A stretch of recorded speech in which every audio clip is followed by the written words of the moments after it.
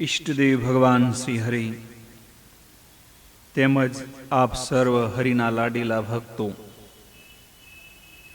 આપ સર્વને મારા ભાવ અને હૃદયથી પ્રણામ. આજે એક મહાન સંત ચોખા મેળા, એમના જીવન દર્શન, જીવન ચર્ચા, એમની યશોગાથા આપણે સાંભળશું. આ બધા જ ભક્તો પંઢરપુરમાં નામદેવજી મહારાજ, સંત જ્ઞાનેશ્વર, વિચોબા, આ બધાની સાથે રહેલા એવા ચોખા મેળા, એમના જીવન દર્શનની આજે આપણે ભગવાનને યાદ કરી, ભગવાન પંઢરીનાથને યાદ કરી આજે એ મહાન સંત એમની યશોગાથા આપણે ગાઈ રહ્યા છીએ. મહારાષ્ટ્ર અને મધ્યપ્રદેશમાં મહર, કોઈ મહાર, એવી રીતે અલગ અલગ ગણાય બોલાવતા હોય એ મહાર જાતિનું નિવાસ સ્થાન. વસ્તી ગણતરી પ્રમાણે તેમની સંખ્યા લગભગ 60 લાખ જેટલી છે. આ લોકો અછૂત ગણાય છે. આમ તો બને ત્યાં સુધી નગરની બહાર જ આ લોકો રહે. જેમ કે ભક્ત રવિદાસ એટલે કે રૈદાસ, આ જાતિમાં જ એમનો જન્મ થયેલો હતો. હોળીના તહેવારમાં આ લોકો બહુ જ રસ લે.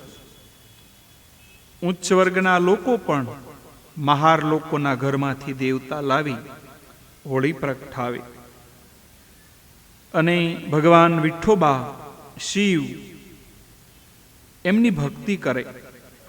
સતાયા લોકો ખાસ કરીને ગામદેવી, આઈ, ભવાની, ભૈરવ, હનુમાન, દુલ્હા, શોભા આદિક દેવતાઓની ઉપાસના કરે.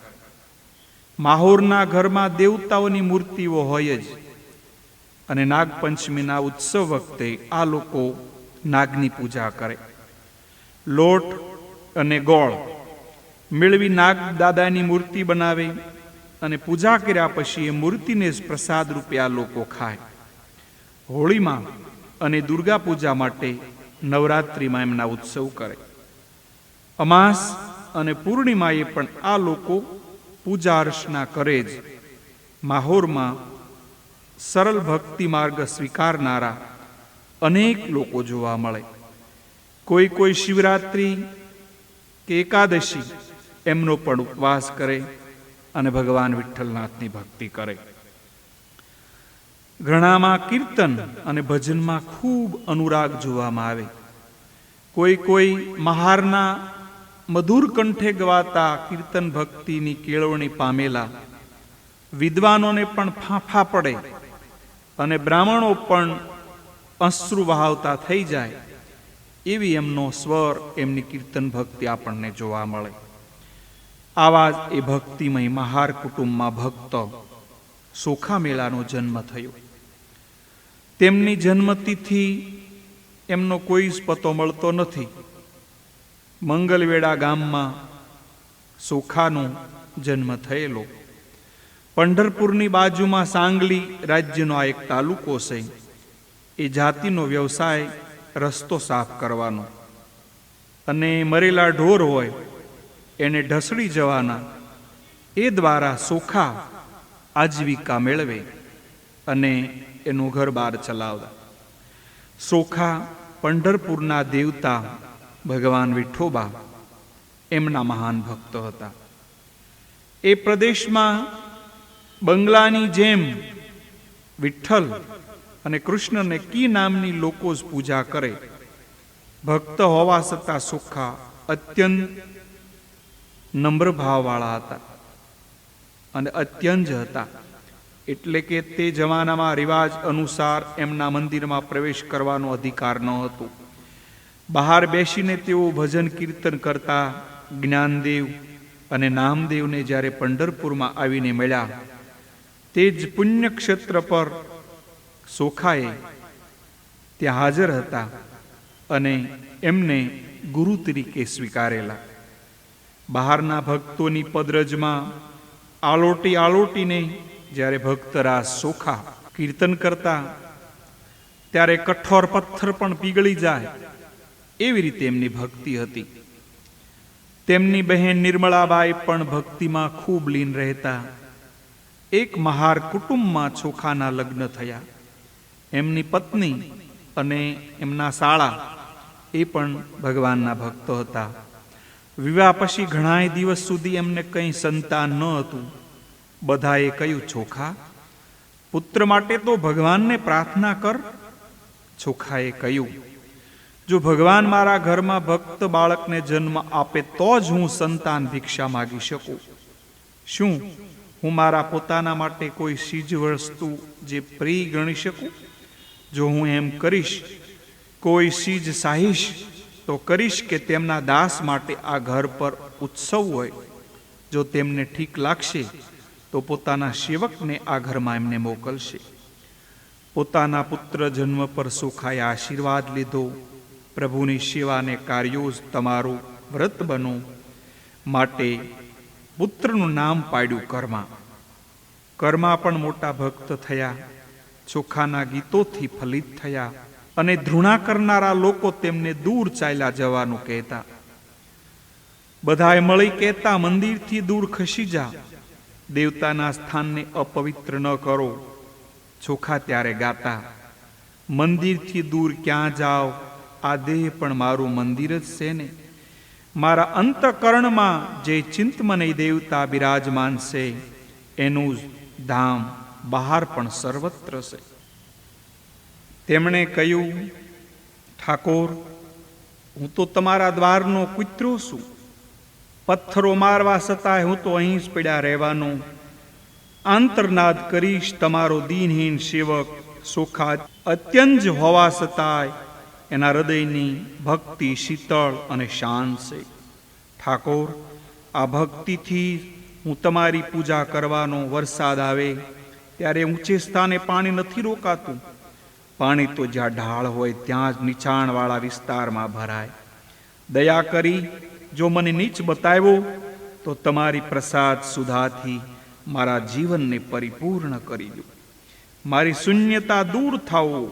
એ જળમાં સંસારની તૃષ્ણા, તપને મલિનતા દૂર થઈ જાઓ. તમારી કૃપા સર્વત્ર સાર્થક હો. હે ઠાકોર, જેમણે માટે મંદિર નિશુદ્ધ હોય તેમને ભગવાનને વસાવવાના બે સ્થાનો છે, પોતાનું જીવન અને સંસાર. સોખાએ પોતાના જીવનમાં ભગવાનને શ્રદ્ધાપૂર્વક પ્રતિષ્ઠિત કર્યા. તેમણે પોતાના શયન અને જાગરણમાં કામ અને વિશ્રામમાં આહાર અને વિહારમાં ભગવાનને પોતાના સાથી બનાવી દીધા. ભોજન પર બેસતી વખતે ભગવાન જ તેઓને નિવેદન કરતા ને તેમનો પ્રસાદ થઈ જતો ત્યારે જ એ અન્ન ગ્રહણ કરતા. મહાર થઈને ભગવાને અન્ન માટે નિવેદનથી લોકો ખૂબ વાંધા ઉઠાવતા, એમને ખૂબ હેરાન કરતા. પણ એમ થવાથી તો ચોખાની ભક્તિ વધુ દ્રઢ થવા લાગી. એક મહારની આવી ભક્તિથી વિરુદ્ધ પક્ષમાં લોકોની આગ ભભૂકી ઉઠી. પ્રતિદિન એ અગ્નિમાં જલી જલીને ભક્ત ચોખાનું જીવન કાંસન સમૂહ વિશુદ્ધ થવા લાગ્યું. તેમના સંબંધમાં એક વાત પ્રચલિત છે. કહેવાય છે કે પંઢરપુરમાં ભગવાન વિઠ્ઠોબા મનુષ્યનું રૂપ ધારણ કરી એક દિવસ ચોખાને બોલાવ્યો. પોતાના મંદિરમાં લઈ ગયા.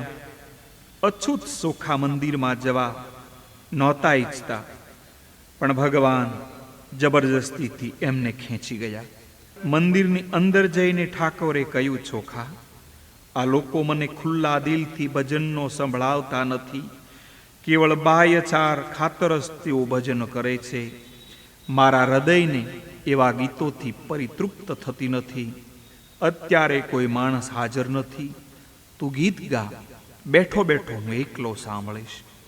ચોખા ગાવા લાગ્યા. એ ગીતમાં ધન, દોલત, બાળ, બચ્ચા ઐશ્વર્ય માટે પ્રાર્થના નહોતી, પણ એ પ્રેમની, ભક્તિની ભરપૂર એ વ્યથા હતી. ભાષાના સ્વર પર પ્રેમ રસથી પરિપૂર્ણ હતું. ભગવાને કહ્યું, આટલા દિવસ મારી હૃદય સુધા મટી. સોખા, હું તો પ્રેમનો ભૂખ્યો છું. લોકોની વ્યર્થ ભરી પ્રાર્થનાથી અને માત્ર અનુષ્ઠાન ખાતર જ કરાતા પવિત્ર આચારથી મારી તરસ નથી બુજાતી. અને હું નિત્ય તને ચાહું છું. હંમેશા મને તારા અંતઃકરણના ગીતો મને સંભળાવવા આવજે.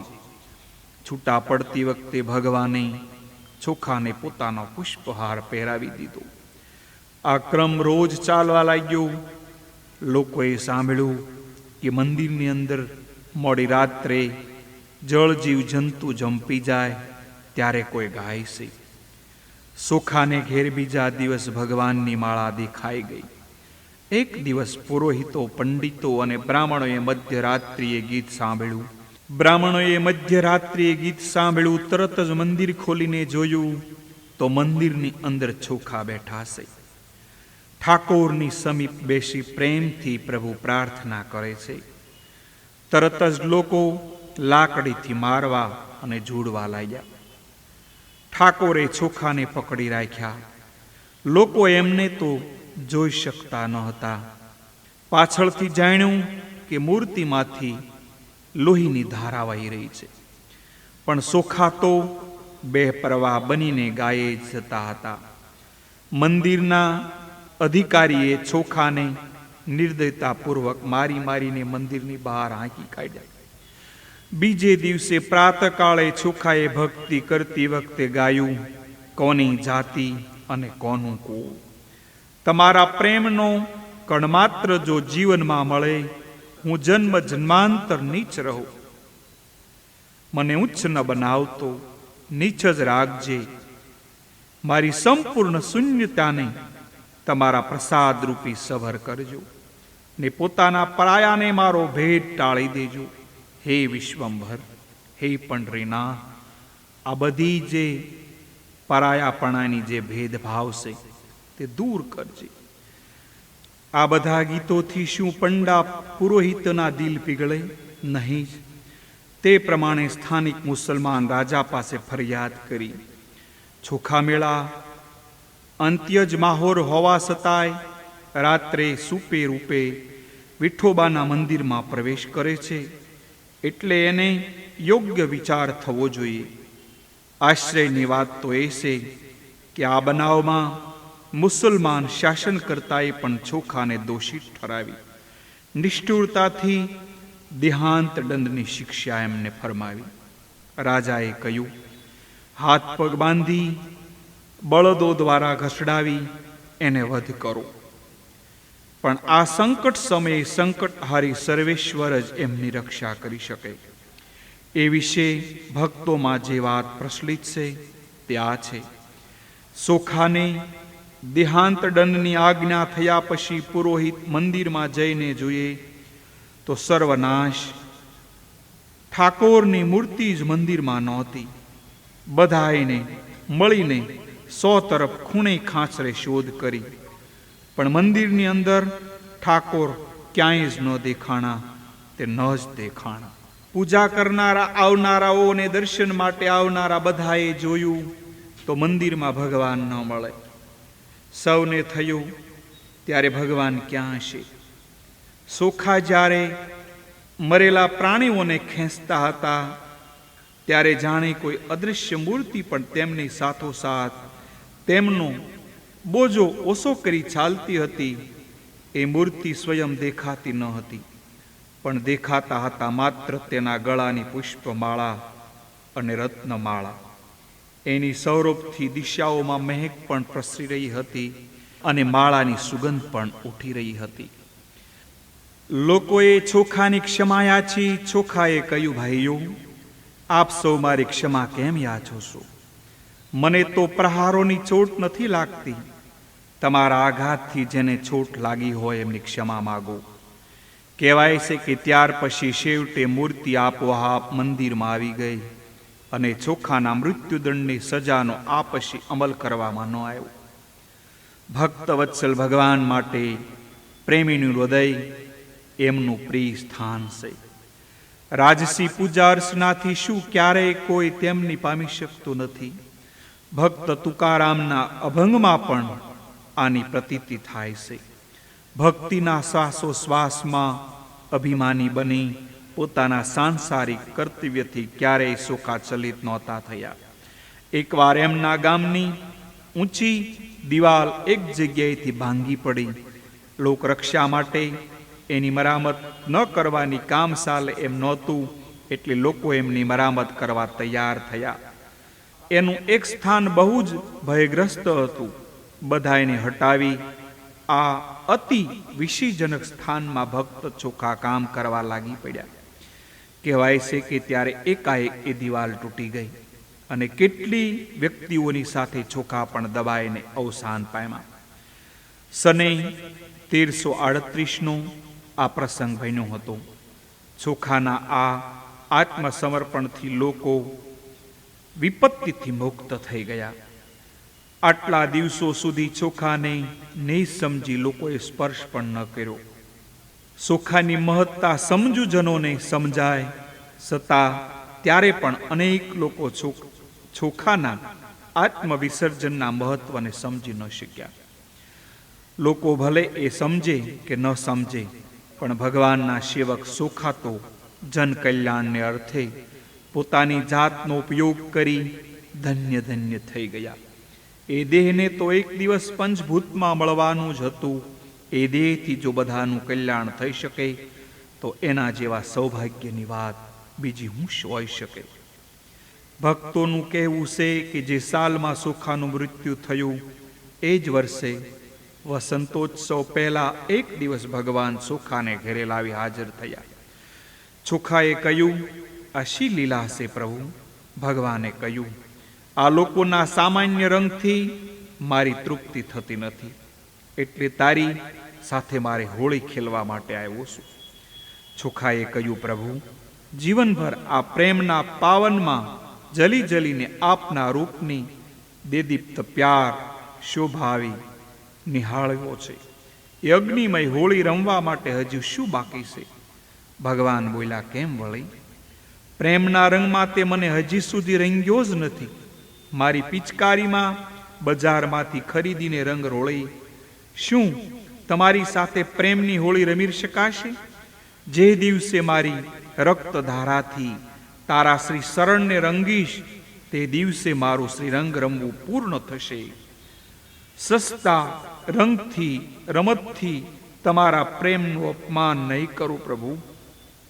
બીજાઓને બચાવવા જે દિવસે ચોખા પથ્થરોની અંદર દબાઈ ગયા તે દિવસે જ ચોખાએ પ્રભુની સાથે રંગ રમવાની ઈચ્છા પૂર્ણ કરી. ચોખાનો દેહ પથ્થરોથી જરૂર દબાઈ ગયો, પરંતુ એમનો દિવ્ય આત્મા તો પ્રભુના આલિંગનથી ધન્ય ધન્ય થઈ ગયો. એ રાતે બધાયને ચોખાનું ભજન સાંભળ્યું. પ્રભુ, આટલા દિવસો પછી મારી હોળી ખેલવાનું સંપૂર્ણ થયું. જીવન દીપમાં આટલા દિવસ સુધી આગ જલતી હતી. આજે મારી રક્તધારાથી શ્રી શરણ રંગ્યા તો શું હજી પણ હોળી ખેલવાનું પૂર્ણ નથી થયું? મંદિરમાંથી ધ્વનિ પ્રગટ થયો, ધન્ય ચોખા, ધન્ય હો ચોખા, ધન્ય તારું જીવન, ધન્ય તારું રંગે રમવું, ધન્ય તારી હોળી, ધન્ય છે તારી ભક્તિ, ધન્ય છે ચોખા. આવી રીતે આ પંઢરપુરના મહાન ભક્ત ચોખા મેળા એમના જીવન દર્શનની યાત્રા અહીંયા પૂર્ણ કરું છું. આવી રીતે મેં ચોખા મેળાનો જીવન પરિચય તમને કરાવ્યો, પણ મારાથી કોઈ અશબ્દ કહેવાના હોય, કઠણ શબ્દ કહેવાના હોય તો આપનો બાળક જાણી મને ક્ષમા આપજો. બસ એટલું જ કહી આપ શરણમાં દંડવત કરી પ્રણામ કરી આપ સર્વને ભાવ અને હૃદયથી જય શ્રી કૃષ્ણ, જય વિઠ્ઠલ, જય સ્વામિનારાયણ.